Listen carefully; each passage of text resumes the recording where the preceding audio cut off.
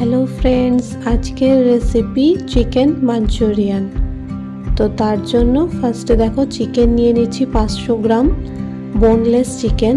তাতে লঙ্কার গুঁড়ো, লবণ, আদা রসুন বাটা, ডার্ক সোয়া সস আর একটা ডিম দিয়ে ম্যারিনেট করে নেব। তার সঙ্গে দেব 6 চামচ মতো কর্নফ্লাওয়ার দিয়ে ভালো করে সেটাকে মিক্স করে নেব।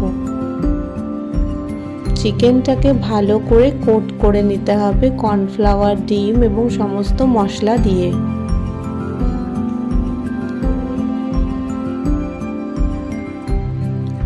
এর সঙ্গে সামান্য কাশ্মীরি লঙ্কার গুঁড়ো দিয়ে দেব কালারের জন্য।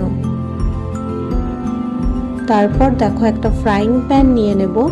ফ্রাইং প্যানে দেব সাদা তেল। তেলটা গরম হয়ে এলে চিকেন ম্যারিনেট করা চিকেনগুলোকে একটা একটা করে দিয়ে দেব। এপিট ওপিট ভালো করে লাল লাল করে চিকেনগুলোকে ভেজে নিতে হবে।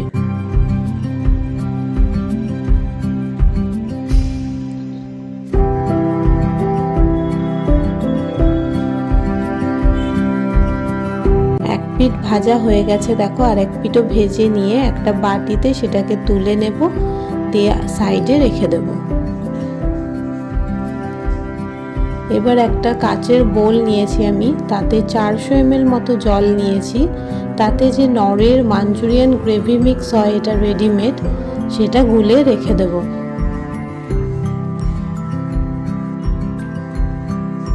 এরপরে ক্যাপসিকাম গুলোকে ছোট্ট ছোট্ট করে কিউবস করে কেটে নিতে হবে।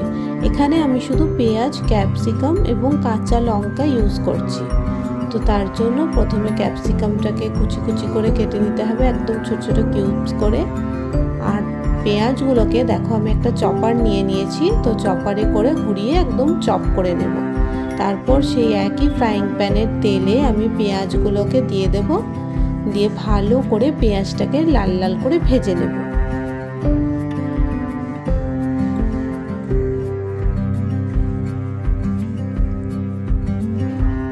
পেঁয়াজটা ভাজা হয়ে গেলে দিয়ে দেব সামান্য আদা রসুন বাটা। তার সঙ্গে ক্যাপসিকামটাও দিয়ে ভালো করে সেটাকে ভেজে নিতে হবে, যেন মশলার বা সবজির কাঁচা গন্ধটা না থাকে। এখানে দেখো ভালো করে ভাজা হয়ে গেছে। এবার এতে আমি যে মিক্সটা করে রেখেছিলাম মাঞ্চুরিয়ান গ্রেভি মিক্স, সেটা ঢেলে দিলাম। এবার এটা পুরো গাঢ় হয়ে আসবে, ফুটে গেলেই গাঢ় হয়ে যাবে। তাতে আমি সামান্য লবণ দিয়ে দিলাম, তোমরা নিজের স্বাদ মতো লবণটাকে দেবে। এতে আমি ভেজে রাখা চিকেনগুলোকে দিয়ে দিলাম। সমস্ত চিকেন ঢেলে দেওয়ার পর ভালো করে নেড়ে চেড়ে নিয়ে রান্না করে নিতে হবে।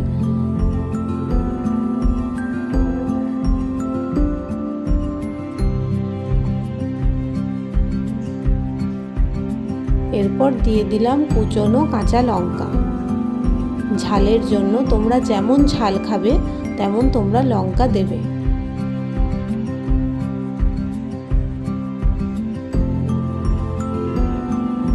এখানে আমার মাঞ্চুরিয়ান পুরো রেডি।